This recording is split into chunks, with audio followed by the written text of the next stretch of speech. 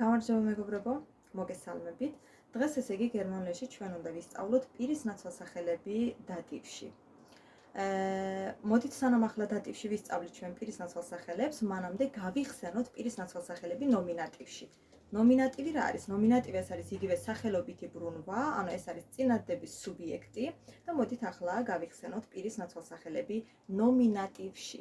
ნახეთ, პირის ნაცვალსახელებია ich, ანუ მე, du,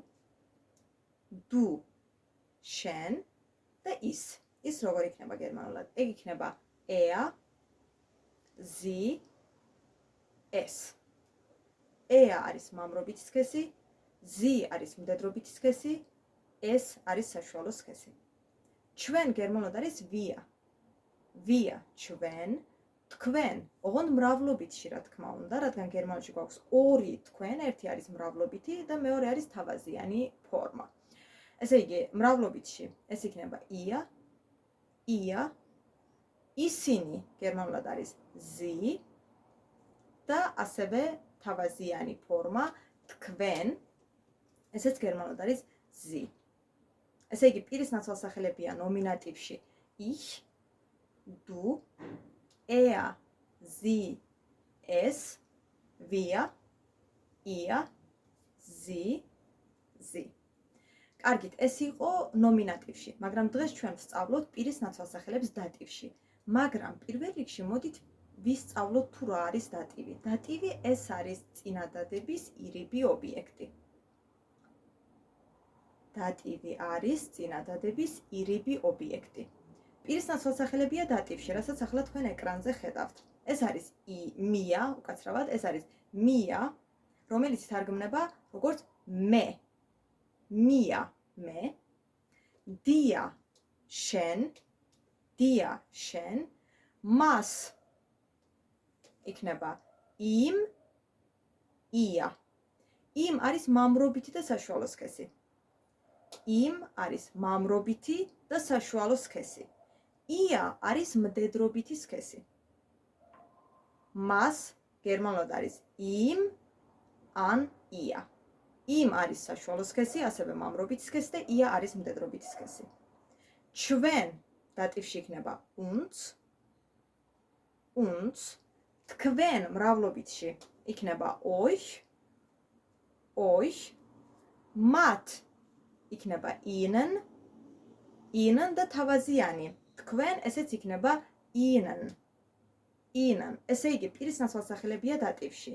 მია, დია, იმ, ია, uns, euch, ihnen. აი ესენია პირის ნაცვალსახელები დატივში. და რა არის დატივი? ეს არის წინადადების ირიბი ობიექტი.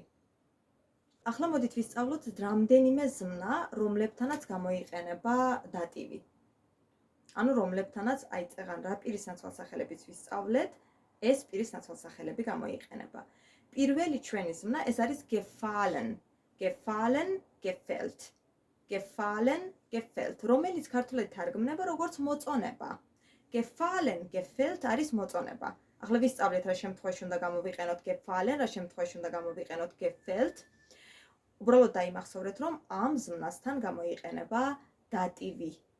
ანუ ამ ზმნასთან gefallen, gefällt ამ ზმნებთან უნდა გამოვიყენოთ მია, დია, იმ, ია და ასე შემდეგ. მოდით გამოვიყენოთ. gefallen არის მოწონება, ხო? მე მომწონს იქნება gefallen mir ან gefällt mir. gefallen mir, gefällt mir. შენ მოგწონს იქნება gefallen dir, gefällt dir. მას მოსწონს gefallen ihm ან gefällt ihm. ასევე gefallen ihr, თუ მდედრობითი სქესია, მაგ შემთხვევაში ia უნდა გამოვიყენოთ, ან gefällt ihr, მას მოსწონს. ჩვენ მოგწონს იქნება gefallen uns, ან gefällt uns. თქვენ მოგწონთ მრავლობით იქნება gefallen euch, ან gefällt euch.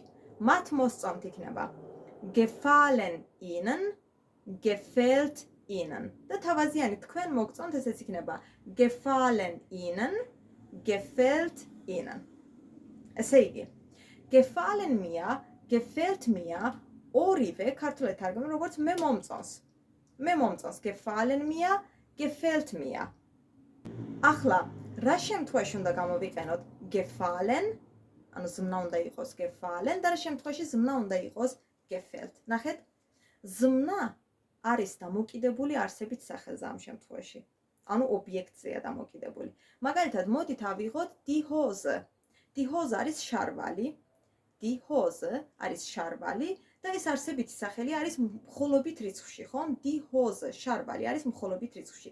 როდესაც არსებითი სახელი არის მხოლობით რიცხვში, მაგ შემთხვევაში უნდა გამოვიყენოთ gefällt. ანუ ეს შარვალი მე მომწონს იქნება die Hose gefällt mir. Die Hose, ანუ ეს შარვალი ამ კონკრეტულ შარვალზე გვაქვს საუბარი. gefällt mir, მე მომწონს. მაგრამ, როდესაც არსებითი სახელი არის მრავლობითში. ანუ როდესაც ობიექტი არის მრავლობითში. მაგალითად, die Jacken, ქურთუკები. Die Jacken, ქურთუკები. ეს არის მრავლობითში, მრავლობით რიცხვშია. ამ შემთხვევაში უნდა გამოვიყენოთ gefallen. ანუ ეს ქურთუკები მე მომწონს იქნება.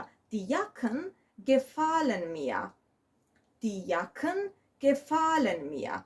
ესე იგი, როდესაც არსებითი სახელი არის მხოლობით რიცხვში, მაშინ გამოიყენება gefällt და როდესაც არსებითი სახელი არის მრავლობით რიცხვში, მაშინ გამოიყენება gefallen. Die Hose gefällt mir. ეს შარვალი მე მომწონს. Die Hose gefällt dir. ეს შარვალი შენ მოგწონს. ზმნა არ იცვლება, როგორც ხედავთ, მხოლოდ იცვლება პირის ნაცვალსახელები. gefällt mir მე მომწონს. gefällt dir შენ მოგწონს. gefällt ihm მას მოსწონს, ან საშუალო, ან მამრობითი სქესია.